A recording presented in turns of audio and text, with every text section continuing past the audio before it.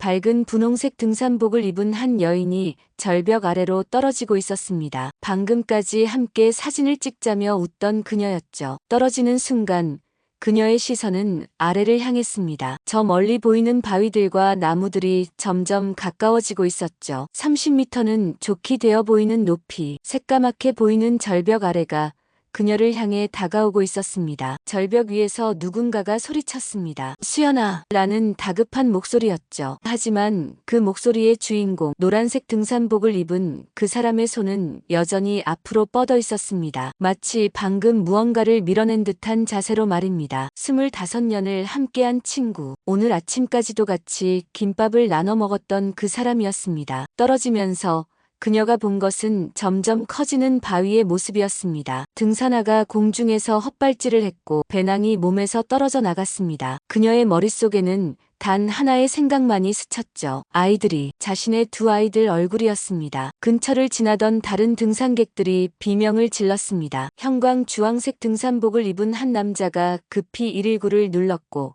보라색 바람막이를 입은 여성은 떨리는 손으로 동영상을 찍고 있었죠. 절벽 위의 노란 등산복은 바닥에 주저앉아 울부짖었습니다. 마치 세상이 끝난 것처럼, 가장 소중한 친구를 잃은 것처럼 말입니다. 잠깐 여러분, 이 이야기의 전체 진실이 궁금하시다면 구독 버튼을 한 번만 눌러주세요. 평범한 일상 속에 숨겨진 충격적인 반전의 이야기들을 매일 전해드립니다. 알림 설정까지 하시면 더 빠르게 만나보실 수 있습니다. 저희 채널은 누구나 겪을 수 있지만 아무도 예상하지 못하는 인간관계의 진실을 다룹니다. 자, 이제 시간을 조금 되돌려 보겠습니다. 정확히 일주일 전으로요. 43살의 정수연 씨는 거실 한쪽 벽에 걸린 사진을 바라보고 있었습니다. 영정 사진이었죠. 환하게 웃고 있는 남편의 모습. 벌써 3년이 지났지만 여전히 그 미소를 볼 때마다 가슴 한구석이 저릿했습니다. 그녀가 향에 불을 붙이자 연기가 천천히 피어올랐습니다. 현관 초인종이 울렸습니다. 문을 열자 그곳에는 한미경 씨가 서 있었습니다. 손에는 김이 모락모락 나는 국 냄비를 들고서 말이죠. 25년 지기 친구, 대학 신입생 때 처음 만나 지금까지 함께한 그녀에게는 친자매나 다름없는 존재였습니다. 미경 씨가 말했습니다. 또 아침 걸은 거 아니냐고. 요즘 너무 말라 보인다고. 수연 씨는 작게 웃으며 친구를 맞이했습니다. 식탁에 앉은 두 사람. 미경 씨는 능숙한 솜씨로 밥상을 차렸습니다. 3년 전부터 이어진 일상이었죠. 남편이 떠난 후 미경 씨는 거의 매일 이렇게 찾아왔습니다. 수연 씨가 국을 한 숟가락 떠먹었습니다. 따뜻했습니다. 몸만이 아니라 마음까지 따뜻해지는 그런 온기였죠. 그녀는 친구에게 고마움을 표했습니다. 미경 씨는 손을 내저으며 말했습니다. 무슨 소리냐고, 우리가 누구냐고, 25년을 함께한 사이 아니냐고. 두 사람은 대학 시절 이야기를 나누며 웃었습니다. 처음 만났던 날, 같이 밤새 과제하던 날,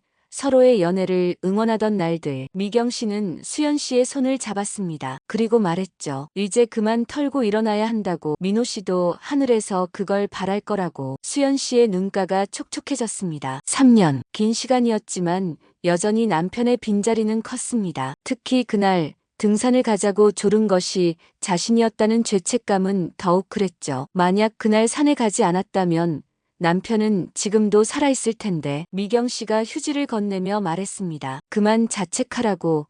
그건 사고였다고. 누구의 잘못도 아니라고. 그리고는 조심스럽게 제안을 꺼냈습니다. 마음 정리할 겸 여행이나 가자고. 힐링 여행. 둘이서만 조용히 다녀오는 거라고. 수연 씨는 망설였습니다. 하지만 친구의 진심 어린 눈빛에 결국 고개를 끄덕였죠. 그래, 어디라도 좋으니 잠시 벗어나고 싶다고. 미경 씨가 환하게 웃었습니다. 그럼 자신이 다 준비하겠다고. 수연 씨는 따라만 오면 된다고. 일주일 후의 여행지가 그 산일 줄은 그때는 아무도 몰랐습니다. 이틀 후 수연 씨는 미경 씨가 운영하는 카페에 앉아 있었습니다. 오후 3시에 따스한 햇살이 창문을 통해 들어왔죠. 테이블 위에는 김이 모락모락 나는 카푸치노와 티라미수가 놓여 있었습니다. 미경 씨가 직접 만든 것이었죠. 이 카페는 미경 씨가 5년 전부터 운영하는 곳으로 동네에서는 꽤 유명한 맛집이었습니다. 미경 씨가 앞치마를 벗으며 수연 씨 맞은편에 앉았습니다. 그녀의 얼굴에는 설렘이 가득했죠. 여행 준비를 다 했다면서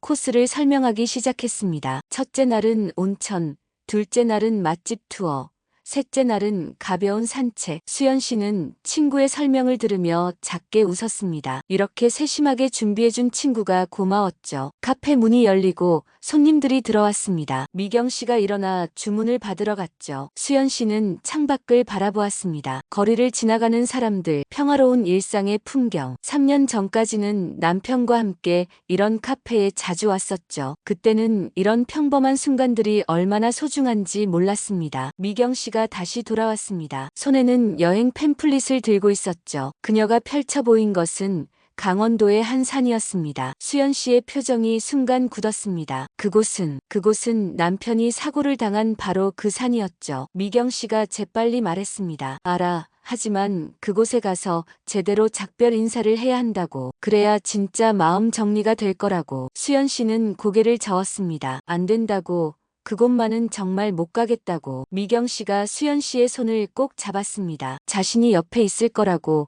혼자가 아니라고. 그리고 덧붙였죠. 사실 민호 씨 3주기가 얼마 안 남았는데 그곳에 가서 함께 추모하고 싶다고. 수연 씨의 눈에 눈물이 맺혔습니다. 민호. 남편의 이름을 듣는 것만으로도 가슴이 아팠죠. 하지만 친구의 말도 일리가 있었습니다. 계속 도망치기만 할 수는 없었으니까요. 그녀는 깊은 한숨을 내쉬며 말했습니다. 알았다고. 하지만 정상까지는 절대 안 간다고. 미경 씨가 환하게 웃었습니다. 물론이라고. 중턱에 있는 쉼터까지만 가자고. 거기서 민호 씨가 좋아하던 막걸리나 한 잔 붓고 오자고. 수연 씨도 작게 미소를 지었습니다. 그래, 민호가 그렇게 좋아하던 생막걸리 말이죠. 두 사람은 여행 준비에 대해 이야기를 나눴습니다. 등산화를 새로 사야 할지, 어떤 옷을 입을지, 간식은 뭘 준비할지. 미경 씨는 자신이 김밥을 싸올 테니 수연 씨는 아무것도 준비하지 말라고 했죠. 수연 씨가 말했습니다. 그럼 자신은 커피라도 준비하겠다고. 저녁 무렵 수연 씨는 집으로 돌아왔습니다. 신발장을 열자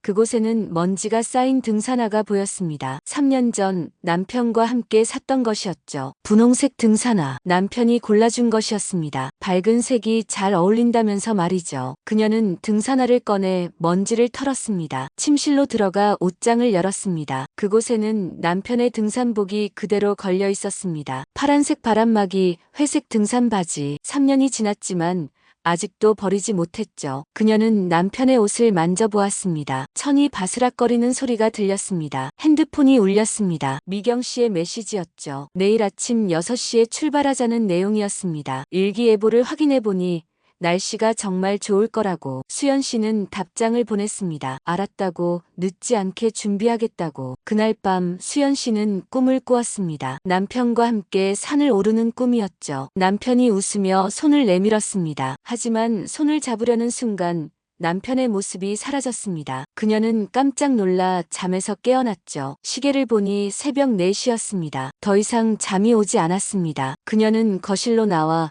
남편의 사진을 바라보았죠. 그리고 속으로 말했습니다. 이번이 정말 마지막이라고.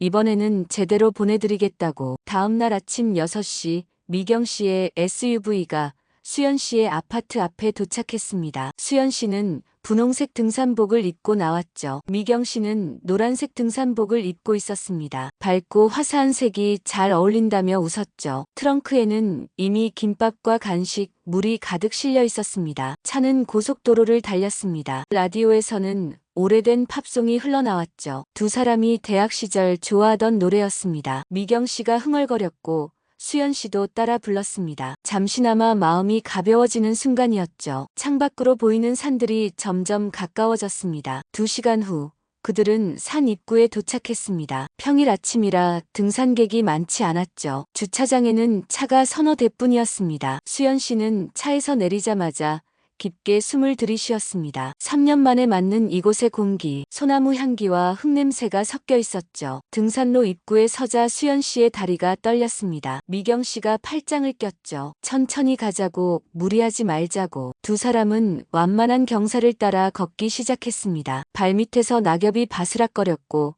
새소리가 들렸습니다. 평화로운 아침의 산이었죠. 30분쯤 올랐을까요? 첫 번째 쉼터가 나타났습니다. 벤치에는 다른 등산객 2명이 앉아 있었죠. 미경 씨가 김밥을 꺼냈습니다. 아침 일찍 만든 거라며 자랑했죠. 수연 씨는 김밥을 한 입 베어 물었습니다. 참치김밥. 남편이 좋아하던 것이었죠. 다시 길을 나섰습니다. 경사가 조금씩 가팔라졌죠. 수연 씨의 이마에 땀이 맺혔습니다. 3년 동안 운동을 하지 않은 탓이었죠. 미경 씨는 여유가 있어 보였습니다. 그녀는 매주 등산을 다닌다고 했죠. 건강을 위해서라고. 2시간이 지나자 중턱에 큰 쉼터가 나타났습니다. 수연 씨가 여기까지만 가기로 했던 곳이었죠. 그런데 이상했습니다. 미경 씨가 멈추지 않고 계속 걸었죠. 수연 씨가 물었습니다. 여기서 쉬는 거 아니냐고. 미경 씨가 돌아보며 말했습니다. 조금만 더 가면 전망대가 있다고.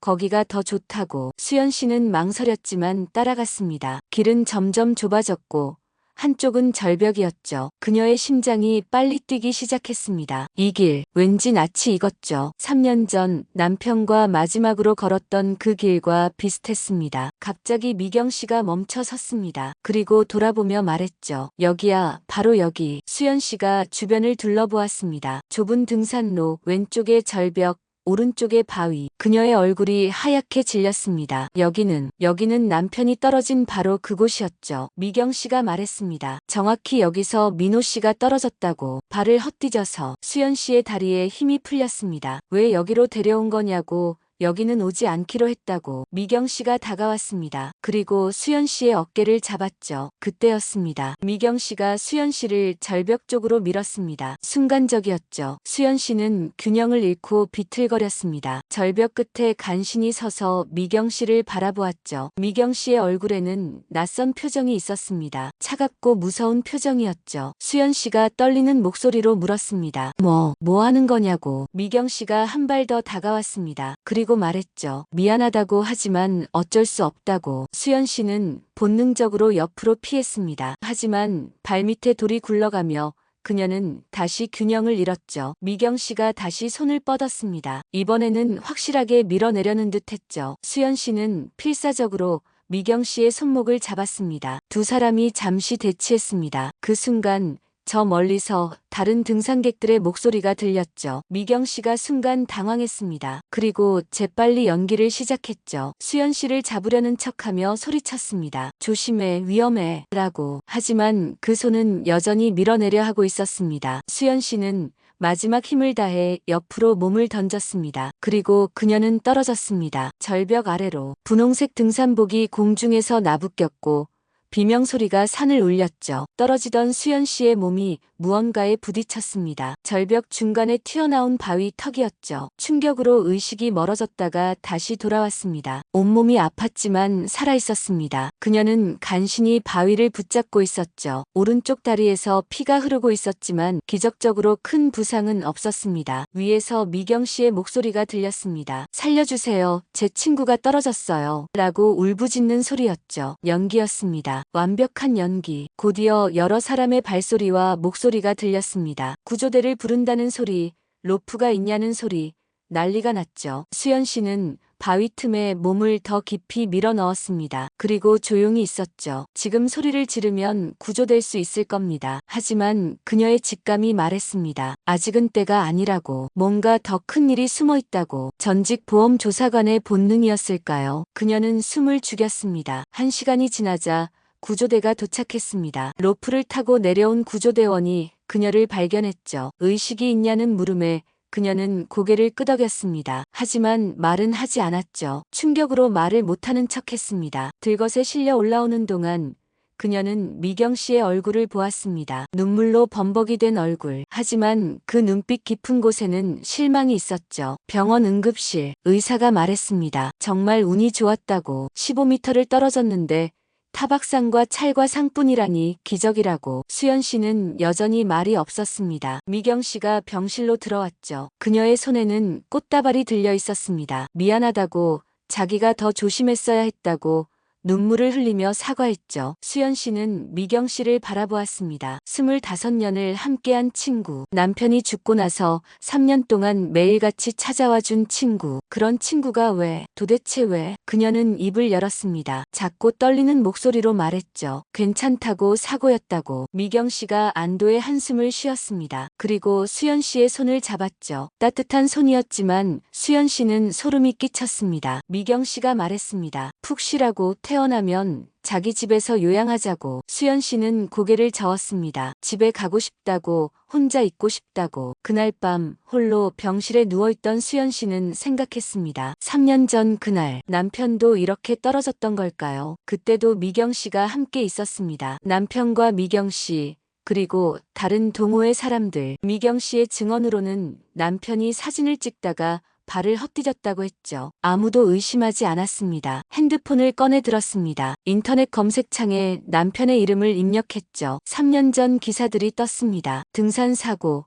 추락사, 안타까운 죽음, 그리고 한 장의 사진. 사고 직전 찍었다는 사진이었죠. 남편이 환하게 웃고 있었고 배경에는 미경 씨가 있었습니다. 사진을 확대했습니다. 미경 씨의 표정이 보였죠. 웃고 있었지만 그 눈빛이 오늘 절벽에서 본 그 눈빛과 똑같았습니다. 차갑고 계산적인 눈빛. 수연 씨의 손이 떨렸습니다. 설마, 정말 설마. 새벽 2시 수연 씨는 병원 복도를 걸었습니다. 간호사가 어디 가냐고 물었지만 화장실이라고 둘러댔죠. 그녀는 병원 로비에 공중전화로 갔습니다. 그리고 한 번호를 눌렀습니다. 신호음이 울렸고 익숙한 목소리가 들렸죠. 전화를 받은 사람은 강태준이었습니다. 수연 씨의 후배이자 현직 보험 조사관이었죠. 그녀가 말했습니다. 도움이 필요하다고. 태준 씨가 놀라며 물었습니다. 선배님, 무슨 일이냐고. 이 시간에 웬일이냐고. 수연 씨는 짧게 말했죠. 민호 씨 사건을 다시 조사해야 한다고. 태준 씨가 잠시 침묵했습니다. 그리고 말했죠. 사실 자기도 그 사건이 이상하다고 생각했었다고. 하지만 증거가 없어서 그만뒀다고. 수연 씨가 말했습니다. 이제 증거를 찾을 수 있을 것 같다고. 자기가 같은 방식으로 공격당했다고. 두 사람은 다음날 만나기로 약속했습니다. 수연 씨는 병실로 돌아왔죠. 창밖으로 새벽의 어둠이 보였습니다. 그녀는 결심했습니다. 진실을 밝혀내겠다고. 남편의 죽음에 숨겨진 진실을, 그리고 미경 씨의 정체를. 퇴원 다음 날 수연 씨는 태준 씨를 만났습니다. 장소는 시내의 한 호텔 라운지였죠. 사람이 많지만 대화 내용은 들리지 않는 곳. 보험 조사관들이 민감한 대화를 나눌 때 자주 찾는 장소였습니다. 태준 씨는 검은색 정장을 입고 있었고 손에는 서류 가방이 들려 있었죠. 태준 씨가 서류를 꺼냈습니다. 3년 전 민호 씨의 사고 조사 보고서였죠. 그가 말했습니다. 당시에도 의심스러운 점이 있었다고. 첫째, 민호 씨는 15년 경력의 베테랑 등산가였다는 것. 둘째, 사고 일주일 전에 생명보험을 증액했다는 것. 셋째, 수익자가 수연 씨가 아니었다는 것. 수연 씨가 놀라 물었습니다. 수익자가 자신이 아니라고요? 태준 씨가 고개를 끄덕였습니다. 보험금 5억 중 3억의 수익자가 한미경 씨였다고. 민호 씨가 미경 씨에게 빚이 있다는 명목이었다고. 수연 씨는 충격을 받았습니다. 남편이 미경 씨에게 빚이 있었다니. 처음 듣는 이야기였죠. 태준 씨가 노트북을 열었습니다. 화면에는 은행 거래 내역이 떴죠. 민호 씨가 죽기 석 달 전부터 미경 씨에게 매달 500만 원씩 송금한 기록이었습니다. 그리고 미경 씨가 그 돈을 다시 어디론가 보낸 기록도 있었죠. 태준 씨가 말했습니다. 이 돈이 어디로 갔는지 추적해봤다고. 놀랍게도 그 돈은 한 호텔의 계좌로 들어갔습니다. 강원도의 고급 리조트였죠. 태준 씨가 사진을 보여줬습니다. 호텔 투숙객 명단에 민호 씨와 미경 씨의 이름이 함께 있었습니다. 같은 날, 같은 시간, 그리고 같은 방 번호였죠. 수연 씨의 얼굴이 하얗게 질렸습니다. 설마 남편과 미경이. 태준 씨가 조심스럽게 다른 사진들을 꺼냈습니다. CCTV 화면을 캡처한 것들이었죠. 민호 씨와 미경 씨가 팔짱을 끼고 호텔 로비를 걷는 모습, 레스토랑에서 와인을 마시는 모습, 그리고 새벽에 함께 방으로 들어가는 모습. 5년. 두 사람의 분류는 5년 전부터 시작됐습니다. 수연 씨가 우울증으로 힘들어할 때 미경 씨는 위로한다며 자주 집에 왔었죠. 남편과 미경 씨가 가까워진 것도 그때부터였습니다. 수연 씨를 위한다는 명목으로 시작된 만남이 어느새 불륜이 된 것이었죠. 태준 씨가 말을 이었습니다. 더 충격적인 사실이 있다고. 민호 씨가 죽기 한 달 전 미경 씨 앞으로 또 다른 보험을 들었다고. 이번에는 10억짜리였다고. 그리고 민호 씨는 미경 씨와 재혼을 약속했다는 증거도 찾았다고 보석상에서 반지를 구입한 기록이 있었죠. 수연 씨는 말문이 막혔습니다. 남편이 자신을 버리고 미경과 재혼하려 했다니. 그런데 왜 죽은 걸까요? 태준 씨가 추측을 말했습니다. 아마도 미경 씨가 마음이 변한 것 같다고. 재혼보다는 보험금이 더 탐났을 거라고. 그래서 민호 씨를 제거한 것 같다고. 그때 수연 씨의 핸드폰이 울렸습니다. 미경 씨였죠. 메시지에는 걱정된다는 내용과 함께 저녁이나 같이 먹자는 제안이 있었습니다. 수연 씨는 잠시 고민하다가 답장을 보냈습니다. 좋다고. 저녁 7시에 만나자고. 태준 씨가 걱정스럽게 물었습니다. 위험하지 않겠냐고. 수연 씨가 말했습니다. 이제부터가 시작이라고. 미경 씨가 왜 자신마저 죽이려 했는지 알아내야 한다고. 분명 또 다른 비밀이 있을 거라고. 태준 씨가 서류 하나를 더 꺼냈습니다. 수연 씨 명의의 생명보험 증서였죠. 6개월 전에 가입된 것이었습니다. 보험금은 8억. 수익자는 한미경. 수연 씨는 전혀 모르는 보험이었죠. 누군가가 그녀의 도장과 서명을 위조한 것이었습니다. 이제 모든 퍼즐이 맞춰졌습니다. 미경 씨는 민호 씨를 죽여 보험금을 받았고 이제는 수연 씨마저 제거해 또 다른 보험금을 노린 것이었죠. 25년의 우정은 가면이었고 진짜 얼굴은 탐욕스러운 살인자였던 것입니다. 저녁 7시 수연 씨는 미경 씨의 카페에 도착했습니다. 문을 열자 종소리가 울렸죠. 카페는 이미 영업을 마친 상태였습니다. 미경 씨가 카운터에서 나오며 반갑게 맞았습니다. 다친 곳은 괜찮냐고. 많이 놀랐을 거라고 걱정스러운 표정을 지었죠. 수연 씨는 담담하게 앉았습니다. 그리고 미경 씨를 바라보았죠. 25년을 함께한 얼굴. 하지만 이제는 낯설게만 느껴졌습니다. 미경 씨가 커피를 내려왔습니다. 수연 씨가 좋아하는 카푸치노였죠. 하지만 수연 씨는 마시지 않았습니다. 수연 씨가 입을 열었습니다. 민호와 언제부터였냐고. 미경 씨의 손이 순간 떨렸습니다. 무슨 소리냐고. 무슨 말을 하는 거냐고. 수연 씨가 핸드폰을 꺼내 사진을 보여줬죠. 호텔 CCTV 사진이었습니다. 미경 씨의 얼굴이 굳어졌습니다. 한참을 침묵하던 미경 씨가 말했습니다. 어떻게 알았냐고. 수연 씨가 대답했습니다. 자신이 누군지 잊었냐고. 10년간 보험 사기를 잡아내던 사람이라고. 미경 씨가 웃었습니다. 쓸쓸한 웃음이었죠. 그래. 까먹고 있었다고. 수연이가 얼마나 똑똑한지를. 미경 씨가 의자에 기대앉았습니다. 그리고 말하기 시작했죠. 처음엔 정말 우연이었다고. 수연이를 위로하려고 자주 갔는데 어느새 민호와 가까워졌다고. 사랑이었다고. 진짜 사랑이었다고. 수연 씨는 차갑게 물었습니다. 그래서 죽였냐고. 미경 씨가 고개를 저었습니다. 자신은 죽이지 않았다고. 정말 사고였다고. 그날 민호가 이혼하고 자신과 재혼하자고 했는데 거절했더니 화를 냈다고. 다투다가 민호가 발을 헛디뎌 떨어진 거라고. 하지만 수연 씨는 믿지 않았죠. 그 차가운 눈빛을 봤으니까요. 수연 씨가 물었습니다. 그럼 왜 자신을 죽이려 했냐고. 미경 씨가 잠시 망설였습니다. 그리고 말했죠. 돈 때문이라고. 카페가 망하기 직전이라고. 도박에 빠진 남동생 때문에 빚이 10억이라고. 민호의 보험금도 다 써버렸다고. 그래서 수연이의 보험금이 필요했다고. 더 충격적인 고백이 이어졌습니다. 사실 수연이의 우울증도 자신이 유도한 거라고. 음식에 조금씩 약을 탔다고. 그래야 민호와 자연스럽게 만날 수 있었다고. 3년 동안 매일 가져다준 음식에도 소량의 수면제를 넣었다고. 그래서 수연이가 계속 무기력했던 거라고. 수연 씨는 몸이 떨렸습니다. 분노와 배신감이 밀려왔죠. 하지만 참았습니다. 아직 들어야 할 것이 있었으니까요. 그녀가 물었습니다. 또 있지 않냐고. 다른 피해자가 더 있지 않냐고. 미경 씨가 놀란 눈으로 수연 씨를 보았습니다. 그리고 체념한 듯 고개를 끄덕였죠. 대학 때 친구 은주. 15년 전 교통사고로 죽었다고 알려진 그 친구. 사실은 미경 씨가 계단에서 밀어 떨어뜨린 거라고. 은주가 미경 씨의 첫사랑을 뺏어갔다는 이유로 태준 씨가 맞췄습니다. 미경 씨는 연쇄살인범이었던 것이죠. 탐욕과 질투로 가장 가까운 사람들을 해친 괴물이었습니다. 수연 씨는 녹음기를 꺼냈습니다. 지금까지의 대화가 모두 녹음되고 있었죠. 미경 씨가 놀라며 일어섰습니다. 그때 카페 문이 열렸습니다. 경찰들이 들어왔죠. 태준 씨도 함께였습니다. 수연 씨가 미리 준비한 것이었습니다. 미경 씨는 도망치려 했지만 이미 늦었죠. 경찰이 미경 씨에게 수갑을 채웠습니다. 살인 및 살인미수 혐의로 체포한다는 말과 함께 미경 씨가 끌려가면서 수연 씨를 보았습니다. 그 눈에는 후회도 미안함도 없었죠. 오직 분노만이 있었습니다. 마지막까지도 자신이 피해자인 척하는 그 모습에 수연 씨는 소름이 끼쳤습니다. 한 달 후 수연 씨는 검찰청 조사실에 앉아 있었습니다. 검사가 서류를 넘기며 말했죠. 미경 씨가 추가 자백을 했다고, 더 충격적인 진실이 있다고. 수연 씨는 숨을 고르며 들을 준비를 했습니다. 이미 충분히 충격을 받았지만 진실은 끝까지 알아야 했으니까요. 검사가 보여준 것은 민호 씨의 일기장이었습니다. 미경 씨의 집에서 발견된 것이었죠. 죽기 한 달 전부터 쓴 일기였습니다. 거기에는 놀라운 내용이 적혀 있었습니다. 민호 씨가 미경 씨와의 관계를 끝내려 했다는 것, 수연 씨에게 돌아가고 싶어 했다는 것. 일기의 한 구절이 수연 씨의 눈에 들어왔습니다. 미경이 무섭다. 내가 수연에게 돌아간다고 하자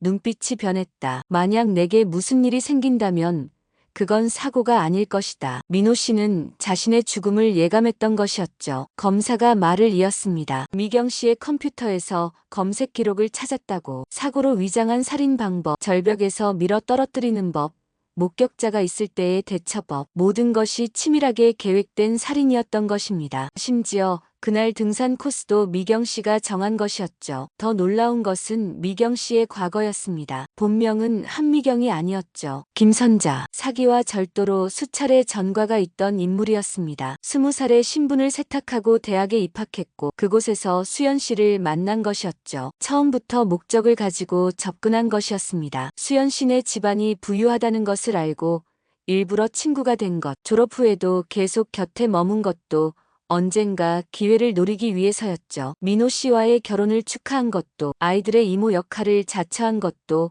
모두 가면이었습니다. 태준 씨가 추가 조사 결과를 가져왔습니다. 미경 씨의 카페 지하에서 발견된 것들이었죠. 수십 개의 가짜 신분증, 위조 도장들, 그리고 여러 사람들의 보험 서류들. 미경 씨는 수연 씨와 민호 씨 외에도 5명의 보험 사기를 준비 중이었던 것입니다. 그 중에는 미경 씨가 새로 사귄 남자친구도 있었습니다. 60대 자산가였죠. 이미 그의 명의로 10억 원짜리 보험이 가입되어 있었습니다. 만약 수연 씨 살해가 성공했다면 다음 목표는 그였을 것입니다. 미경 씨는 멈추지 않았을 것입니다. 수연 씨는 민호 씨가 남긴 또 다른 물건을 받았습니다. 작은 녹음기였죠. 민호 씨가 죽기 전날 녹음한 것이었습니다. 거기에는 미경 씨와의 대화가 담겨 있었습니다. 민호 씨가 이별을 통보하자 미경 씨가 협박하는 내용이었죠. 죽어도 놓아주지 않겠다는 섬뜩한 말이 들렸습니다. 녹음 파일의 마지막에는 민호 씨의 독백이 있었습니다. 수연에게 미안하다고,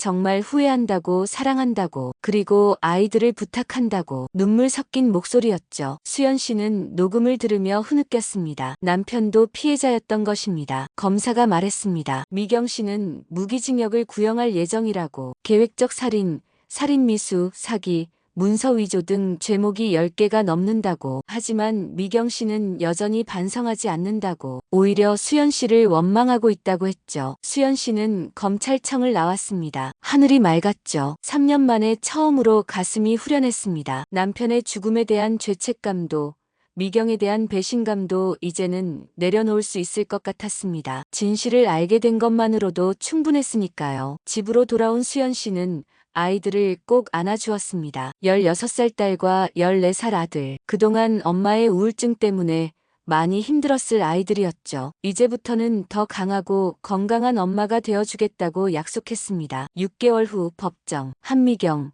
아니 김선자에 대한 최종 선고가 있는 날이었습니다. 수연 씨는 방청석에 앉아 있었죠. 그녀 옆에는 태준 씨와 아이들이 함께였습니다. 피고인석에 미경 씨는 수척해져 있었지만 여전히 반성의 기미는 없었습니다. 판사가 판결문을 읽기 시작했습니다. 피고인을 무기징역에 처한다. 법정에 탄식과 안도의 한숨이 섞여 흘렀죠. 미경 씨는 끝까지 수연 씨를 노려보았습니다. 그 눈빛에는 여전히 원망과 증오가 가득했죠. 교도관들이 그녀를 끌고 나갔습니다. 법원을 나온 수연 씨는 깊게 숨을 들이쉬었습니다. 끝났습니다. 정말로 모든 것이 끝났죠. 태준 씨가 말했습니다. 이제 새 출발을 할 때라고. 수연 씨가 고개를 끄덕였습니다. 그리고 결심을 말했죠. 다시 일을 시작하겠다고, 보험조사관으로 복귀하겠다고. 한 달 뒤 수연 씨는 보험회사에 복직했습니다. 3년의 공백이 있었지만 그녀의 실력은 여전했죠. 첫 사건은 의외로 빨리 찾아왔습니다. 한 여성이 찾아와 도움을 요청한 것이었습니다. 남편이 의문의 추락사를 당했는데